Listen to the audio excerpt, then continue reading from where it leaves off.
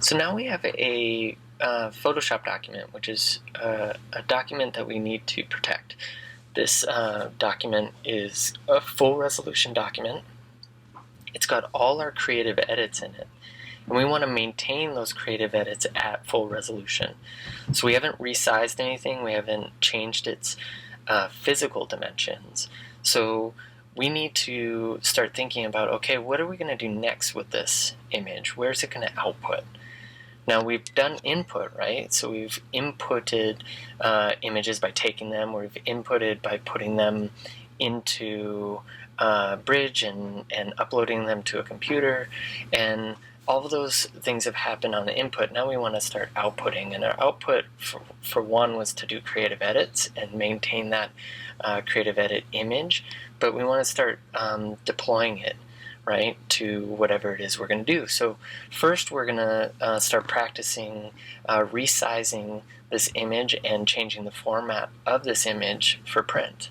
Now we're going to isolate that and create a separate image for doing that, because we're going to change the dimensions, and when we start changing dimensions of images, we start to degrade the image to some capacity, and we want to be able to retreat back to this Photoshop document in case, right? In case we want to isolate maybe one of these adjustment layers, or we want to do something new to it, we really want to be able to come back to it.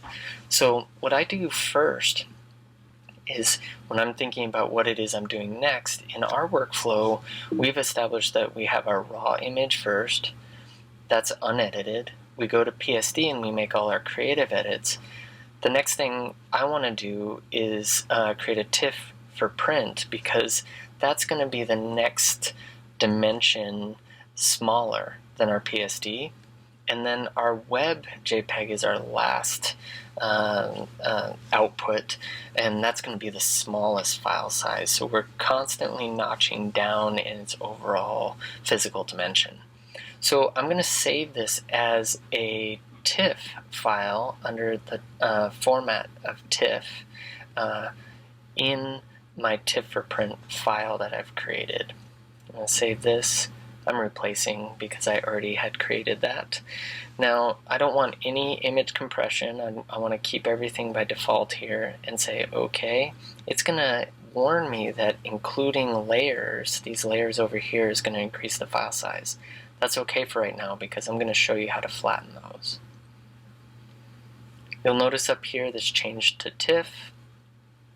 Now I'm ready to create these edits, because when I reveal this in my Finder, you can see this TIFF file we're working on currently is right here, and the PSD is a totally separate file, so it's protected, all right? So if I come back here to our Photoshop document, and this is, or sorry, as our TIFF document in Photoshop, I'm going to flatten these layers first. Okay, and I'm flattening those in order to decrease the file size, because it's unnecessary data that we don't need. So under these submenus, this submenu up here where you see these stack of lines, under the layers window, I'm going to flatten this image. You can also find this under edit, actually sorry, is it under layer? It should be under flatten image prior to flattening. It's already flattened now, so it's not highlighted. So now you can see that it's flattened into a single layer. When we do this and then change this image size, you'll see that the file size decreases considerably. So if I go to image, I go to image size here. Right now it's showing our width and height in pixels. I'm going to change this to inches. I'm going to do that because we're going to output to a physical print size, set size of paper, and paper is measured in inches. The dimensions are given to us that way. Now, what I like to do is I like to shrink this image down slightly smaller than the printed paper that I'm going to. And I do that because I want to have the entire image fit on a piece of paper. Now, one of the kind of standard sizes that we do for portfolios in this course is a 8.5 by 11, which is a standard letter size format. With our printers, that works really well, and often it's in line with what you'll most likely see if you ever wanted to have one at home. So I like to keep kind of consistent there. Now you'll notice here that we're close to about 70 megabytes in the file size right now, because we've maintained this height and width of the original image. And the resolution right now is 300 pixels per inch. This is a standard print resolution. This is what the printer wants to print at. So we're going to keep that 300, but what we're going to do, because our longest dimension right now is our height, I want to have a little bit of white border on top and bottom. So what I'm going to choose to do is take a 1/2 inch off of the total height of this, so there's a 1/4 inch of white on the top and bottom, which will give a little bit more than that on the sides. So watch this, our height is at 20. I'm going to change that to 10.5 because I've taken a 1/2 inch off of that 11-inch dimension of our paper, 8.5 by 11, remember that. And this width now also fits on there, but it took 1.5 inches off to maintain the proportion of the image that I shot, right?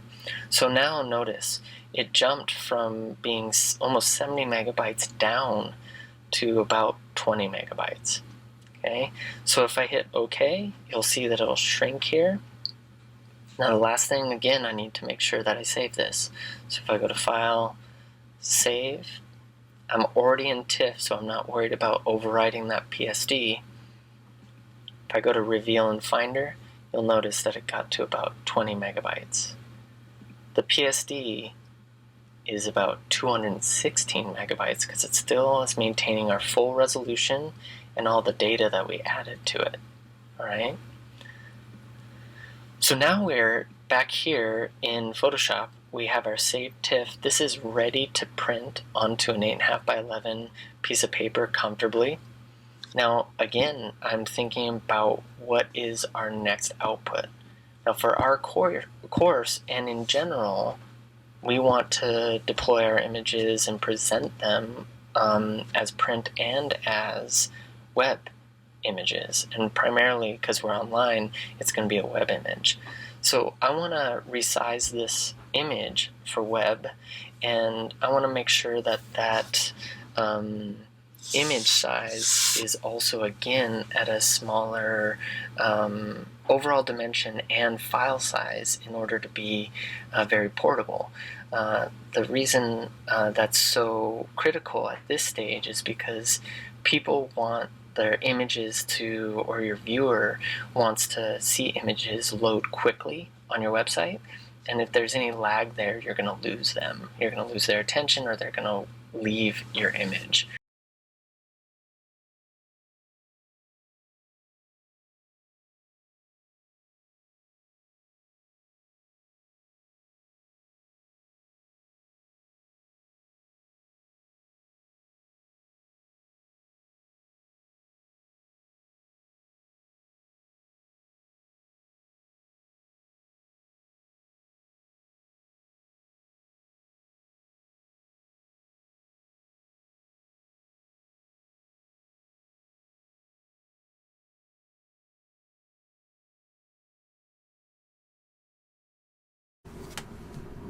So now we're going to again get in that mindset of output and where we want this image to go. The image we just formatted for TIFF was for print, and it's going to go to an 8.5 by 11 sheet of paper. Remember, that's at 300 pixels per inch for its resolution. At the image dimension that we need for that size of paper. Now that's just kind of a standard size paper. I chose it because it's in general a step up from what would be your kind of photo album pictures, and would most likely be that next step that you would take before maybe going much bigger than that. Now, you have that TIFF for print, but I'm going to take us back to using our PSD to get us to web. All right, to getting to that web JPEG size that we want. And we want to downsize because we've been progressively going down in our image size, literally taking pixels out of that image by either shrinking the dimensions, or now we're going to shrink the dimensions in pixels, but also take out some of that resolution as well. So we're doing that because we want our web JPEGs to be very portable. We want them to load quickly on the web. We want them to open up as fast as possible. And we also want to save file size because screens and the resolution of most screens are going to only max out at 72 pixels per inch anyway. So there's no need to have that 300 pixels per inch. So that taken into account, I want to show you how to go from your PSD and to skip that TIFF print if you want to and go straight to that web JPEG and do that safely without overwriting any files. So I've reopened our PSD file. I'm here in Photoshop. I've got all those original layers and edits that I made, and I'm at that max width and height in pixels for my resolution and 300 pixels per inch. So this is the original file, that raw file taken to edit form and saved as a PSD, and I haven't changed any size or dimensions because I want to maintain safely those edits that I've made so I can come back and do other things with it if I need to. Now, before I talked a lot about saving first in that format that you want to go to and doing that first as a safe way to do things. You can do that now if you'd like. You can go File, Save As, and save this as a JPEG if you'd like, or we can go directly to saving as for JPEG through another means of duplicating this file. Okay, so we're going to duplicate basically the image and open it up automatically as a separate image that then we can save for web. So rather than talk about it, let me show you. Over here, I'm going to open up a new layer in this PSD. You can do that down here by creating a new layer with that icon. You can also select this icon, the stacked lines, and duplicate layer, or create a new layer. Or you can go up to layer and create a new layer. Shift-Command-N on a Mac does that as well. So if I create a new layer here, it creates a new empty layer. What I'm going to do here is go to my image mode here, my image menu, and select Apply Image. That's going to open up a dialog window. Here under Layer, I want you to make sure this says Merged. Then I also want you to make sure that this says Multiply. So when I select OK, what you can see is it's basically created a snapshot of all the edits here onto that new layer. Right? Now, this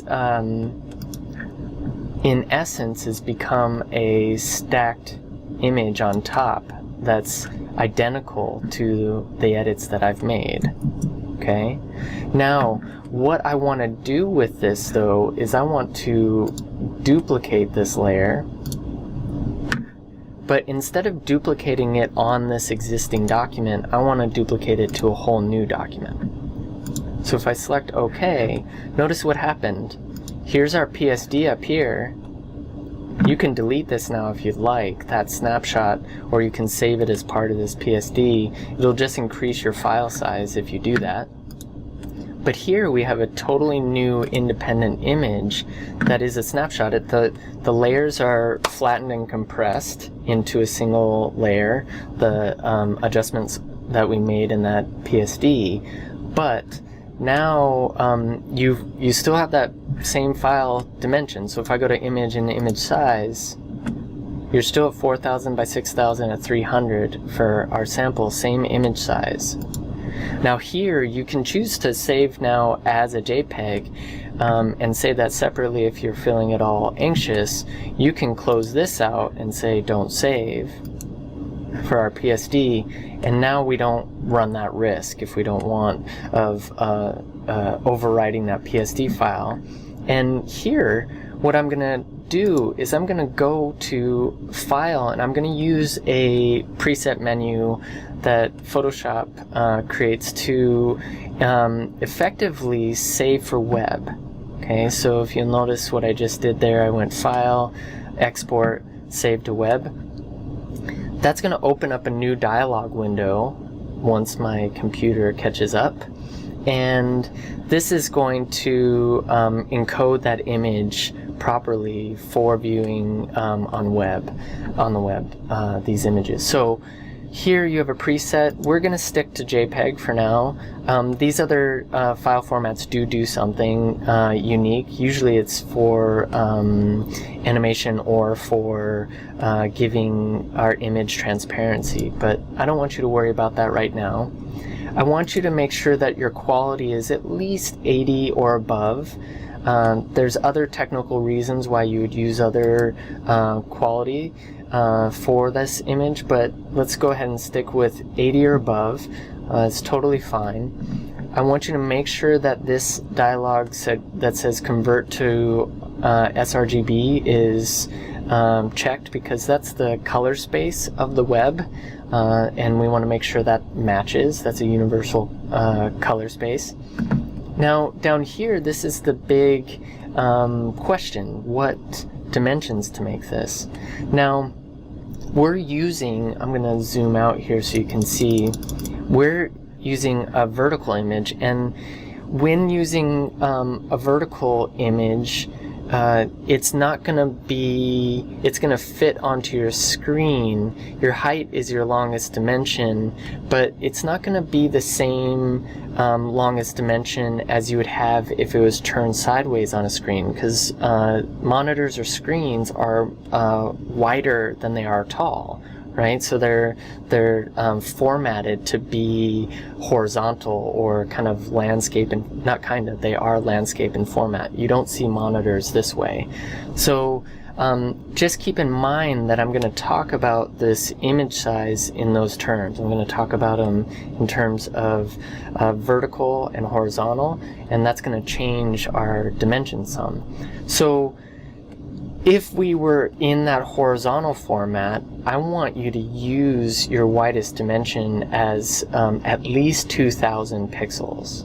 All right, so if we went into our dialog box and did image size and changed our width with a horizontal image to 2000, it would show you the proportionate height of that image. And that height would be around, for this image, would be around 1300, I believe.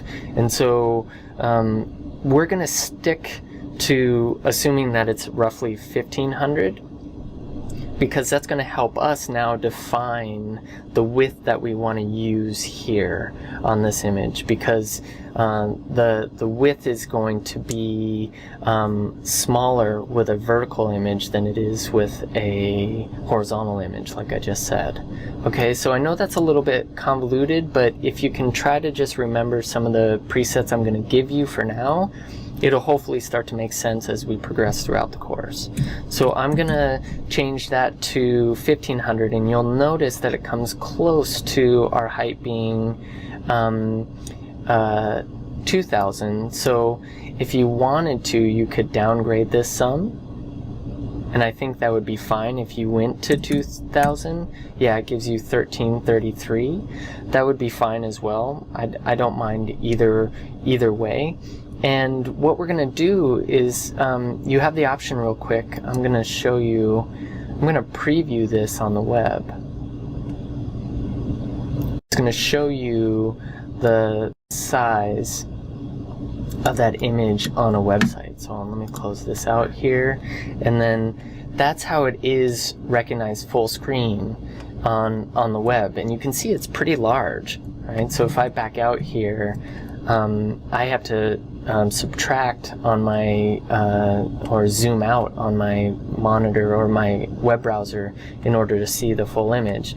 Now, what is nice about WordPress and the web platform that we're using is that you'll be able to upload this image at this size, and it's going to automatically want to give you the ability to select that image and see it in preview as a full image, and it will compress it, but it will maintain a little bit sharper resolution for us as well. So that's why I'm choosing this kind of slightly larger file size than would maybe be normal. Okay, now this is debatable, so I just want you to keep in mind that these dimensions that I'm using are a bit on the high end and will give us a bit of a larger file size overall, meaning they will load a little bit slower on your website, but it'll be at the expense of making certain that all the different templates that WordPress uses and all the different monitors that are going to be used are going to effectively see your image as quality as we can get. Okay, now, so I'm going to go to save here, and I'm going to make sure that I'm under my web JPEG, and you can title this what you'd like. So if you want to title it the same as the file name, you can, or you can call this, you know, if it's for a certain assignment or it has some title that you'd like, feel free to go ahead and do whatever will help you organize. So if I hit save here, I'm just going to keep it untitled for now. You'll notice that if I go to image and image size here, it hasn't changed. I just exported a copy of that. So I actually need to go to, on my Mac, I need to go find that JPEG. Okay, in this case I did a duplicate because I did another demo or test run, so ignore that please. Now you'll see here's our image at 1333 by 2000. So if I open up this image in Photoshop, let me drag that to Photoshop right there. You'll see if I go to image, image size, there's the 72 as our pixels per inch, 2000 by 1333. Alright, now you do obviously have the ability to shrink that a little bit if you'd like, if you have an idea of what you want, but that's what I'm recommending for right now. Now, one more thing I want you to quickly notice here. Notice how it says the image size is 7.63 megabytes. Okay, that is how Photoshop is reading it, but when it's on your computer and it'll be loaded onto your website, it's going to be actually compressed and much smaller than that. It'll be 1.3 megabytes. Now, this is the image that you're going to then upload onto WordPress, and that's going to be a proper web-sized image. So if I preview this image, it'll look something like that on your screen. Alright? Now, we've ended here with a PSD that we've taken directly to a web JPEG. Alright, now I'm going to just quickly recap all of this so you can see me do it one more time, and then I'm not going to talk much about it while I do it, okay? So I'm going to reopen this PSD. I'm going to close these out so we're not confused. I'm going to create a new layer, okay? I'm going to image, apply image, merged and multiply. Then I'm going to duplicate that layer, and I'm going to open that duplicate layer in a new document. Then I'm going to go to File, Export, Save for Web,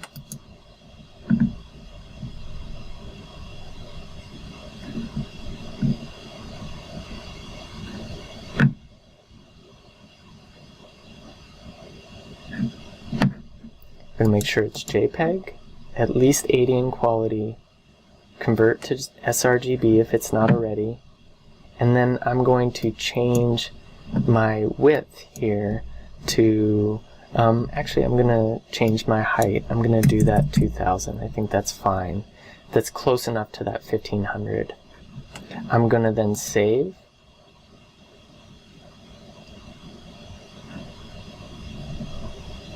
I'm going to make sure that lands in my web JPEG folder under our file organization. Okay, so this one I'm going to just overwrite that last one so you can see.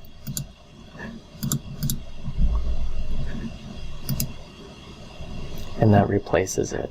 Now remember, this isn't going to be located or saved here. It's going to be something you have to go to that web JPEG file, and this is what you're going to upload to WordPress.